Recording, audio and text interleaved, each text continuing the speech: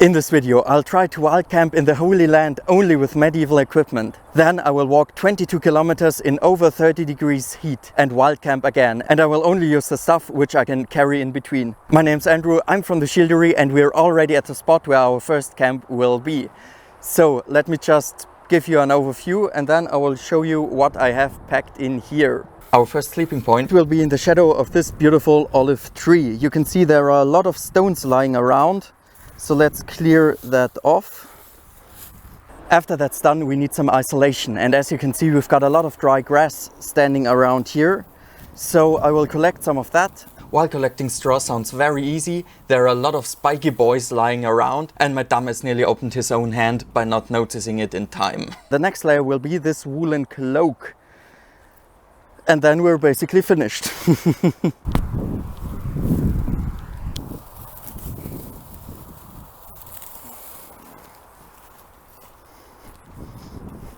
Those climbs are so annoying. We've got like 10 different species here. Yeah, okay, the camp is finished now and I think I'm gonna sleep quite well. And with this part of the cloak, I can cover myself up as a blanket. Now that the sleeping place is prepared, let's take a look at what I'm going to, well, wear and carry around for 22 kilometers. And like I think the weather forecast says 34, 35 degrees, so that's gonna be a big problem. Let's start with what I'm carrying on my body, like the clothing and stuff. The first unauthentic thing is, of course, if you follow the microphone connection cord to my camera equipment through which you're seeing me right now, so I hope I get a pass for that. The next thing is, of course, the clothing. It's all self-sewn by hand and made out of pure linen fabric. It starts with the brace, then the blue hoses, above a shirt, and then the tunic. The last piece of main clothing is the goggle, which is to protect my neck and partly my face and so on from the heat from the sun, because otherwise I would get a sunburn pretty fast. And then, of course, my trustful hat. Then, of course, I need something to transport my water. This one is also self-made, of course, you already know me by this point, I hope. I've got a tutorial on that too. This time I added a second layer of leather at the closure to make sure it's watertight even if it trips over. Let's take a look at the bag now. I find a nice source for this fastener and I thought I'd try it. Inside I've got medication for personal reasons. In the small leather bag I've got some tinder, a beating iron and a flintstone. We'll try to make fire later, but I already made a tutorial on that, so maybe watch it after we're done here. The laced up thingy here is a second very thick woolen goggle, which I want to wear at night. Because it will cover my neck and my head if the sun rises early and I don't wake up immediately. And then it should warm me a lot too, because you actually lose a lot of heat over your head. What I desperately wanted to avoid is the so-called Batman belt syndrome, which describes if you have like 20 bags on your belt. On historic pictures you can only see one though and a knife. Well, this is the knife. I made the scabbard myself too from a tutorial of Todd's workshop. I think I'll put it in the description. And the bag too, and it's quite a massive bag. Let me show what I got inside, because it's also not medieval. We've got my passport, because otherwise I would be fucked if the police stops me. My mobile phone in case of an emergency, and a headlamp, also for that reason. So it's basically a modern safety bag. We are basically sleeping in a field of tinder. So I won't use fire to keep me warm, but I want to see whether I could start one. And that will be not here in the field, but on the street that's like a few meters in this direction, because I can't set a wildfire that easy over there. But before I will try to make the fire, we've got to face another topic, because this water flask only can hold 1.5 liters. And I have to make a disclaimer, I want to be honest with you, because over there is a small event going on called the Battle of Hattin. It happened in 1187, that's the official reason for the date in the title. And this is when Saladin basically destroyed the main part of the Crusader state and kicked the Crusaders out of the Holy Land. There are a lot of other good videos on the internet on this topic, so I won't talk about it any further. Check them out if you're interested though. Without them, I couldn't do an experiment like this, because it's illegal to wild camp in Israel. That's why I'm very thankful for Genna and the other guys. The only help I'm gonna get from them is, of course, some water, because I'll have to drink like 8 liters tomorrow and you can't possibly carry that. And you know, in Middle Ages, of course, they had enough fountains like The one over there I will show you in a moment. And it was basically used since the Stone Age, but today the water wouldn't be drinkable anymore, I suspect, and I don't want to risk it. So in the medieval times it could have been done, but today you need a shortcut. I will do the same with food. And just to clarify, because someone's gonna mention it, a normal traveler in the medieval ages wouldn't have to wild camp. The infrastructure was good enough for a hotel every night.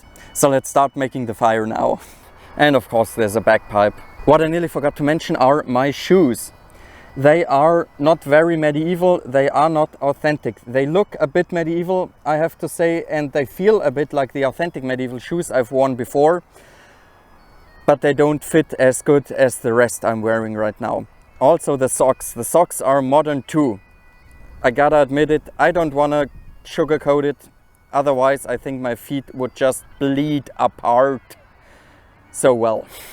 Although I brought a flintstone by myself, here on the path they are laying so many because, as I said before, it was a trading route in the Stone Ages. So I just, well, picked one. On this point I decided to accept a bit more help by the other participants when it comes to filming, because I had no space left to carry a tripod. Thank you so much.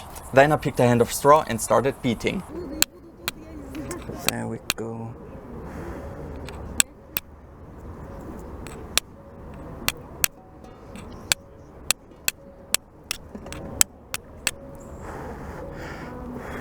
There we are. Let's see.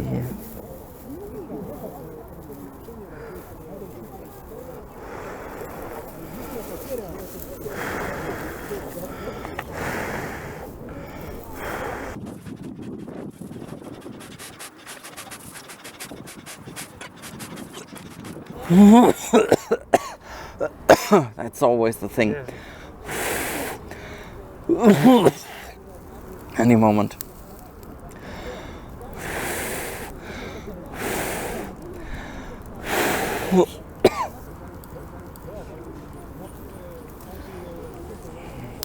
Yeah.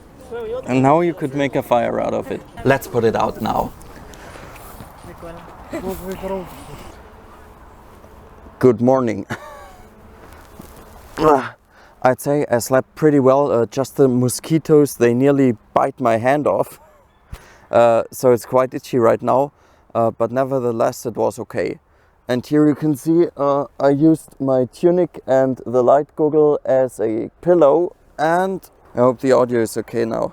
Here you can see my socks in my shoes, the not authentic one, and it's completely empty. I drank the whole bottle overnight, like 1.5 liters only at night. Can you believe this? Amazing how much water you need here. So let me get dressed and then we can start to walk. What I wanted to mention, because I thought about it, is that the only like medieval-ish survival tools I got are maybe the knife, the water bottle, and yeah, well, maybe the flintstone, but that's it then. And I'm sorry, it's like 6 o'clock in the morning. And you already have noticed that I don't wear the cloak like you would normally wear a cloak, which is over your shoulders. Because then I'm quite sure I would sweat my ass off. So I decided to just hang it over my bag. I hope that this will work, otherwise I'll have to get creative. So let's start wrapping up now. You just unlocked another species of climbs. In the early morning we had a lot of clouds, but they dissolved pretty fast. And then the temperatures started to rise.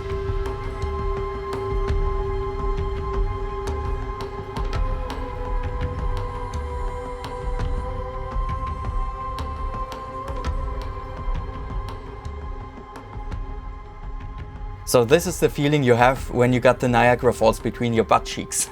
On 4 p.m. we only had made half of the distance to the second camp. Well, you are maybe wondering right now like, oh, 4 p.m. you started at 6 a.m. Why does it take you so much time?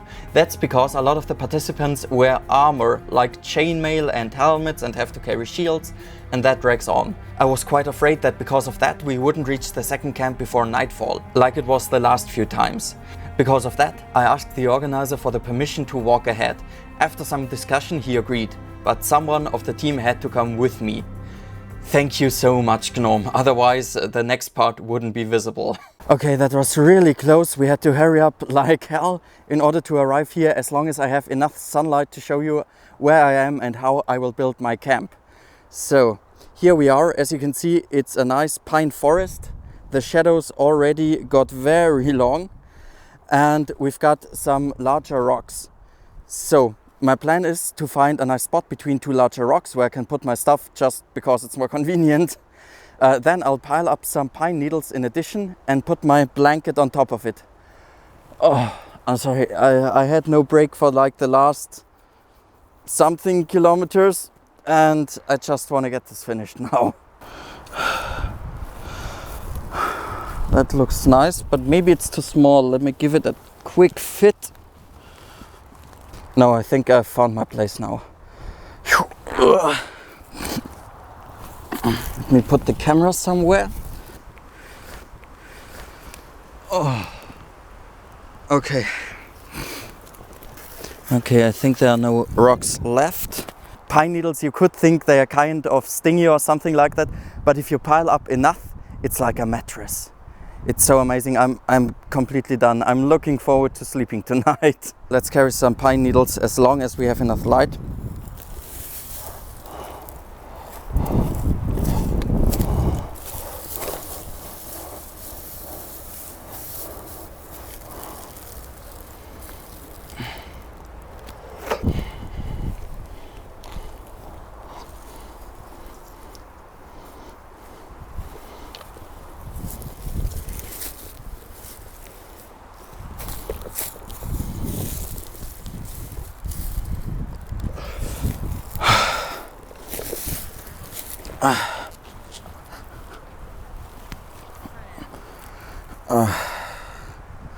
And that's it. I think that's my sleeping position for the night.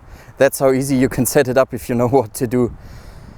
I think I'll relax a bit and then I'll try to make a small fire here like yesterday, because yesterday it was just too easy. Then I'll also do maybe tomorrow a short sum up of what I liked, what I would change, and so on. You maybe think that the sun actually is quite high up, but after it would disappear, the quality of my footage would decline rapidly. And it's gone. I think you see what I meant.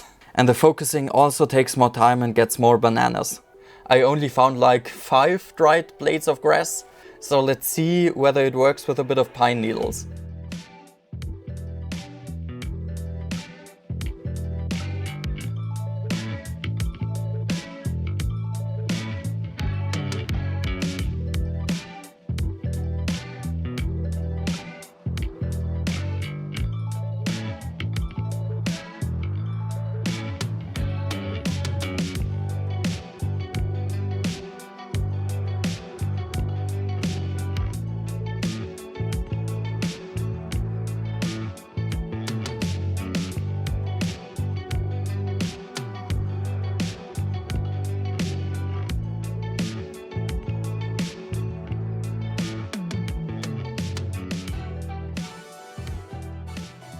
Good morning. The main thing I changed for this night was that I only used the thin goggle, and instead of the hoses I only wear my socks, and that was a good decision. I think it felt better because I was in such a hurry setting up my sleeping position yesterday.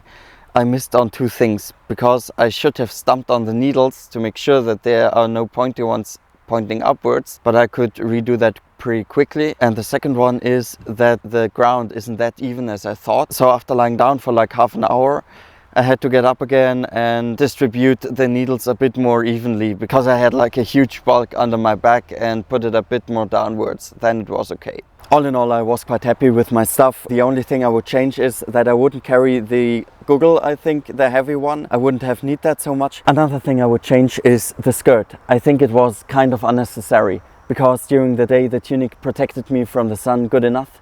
And at night, like now when I'm wearing it, I just would have put on the tunic and that would have worked as well. I think I won't use that next time. The shoes were not authentic. These are like the only things I really would say that I'd change for next year maybe. What worked very well is how to carry the cloak, and that it didn't slow me down that much. Some of you suggested that I should put it around a string and then around my shoulders and carry it like that. The problem would be that it would have more skin contact than my method, and therefore I would have sweated much more. What would you have changed and done otherwise? Please let me know in the comments. And you know, this video is kind of an experiment for me, because normally I do something different on my channel. And if you want me to continue with this survival kind of content, well, not survival but bushcraft and medieval style, then let me know in the comments and I'll consider it later. And I'm just gonna see whether this confuses the YouTube algorithm too much.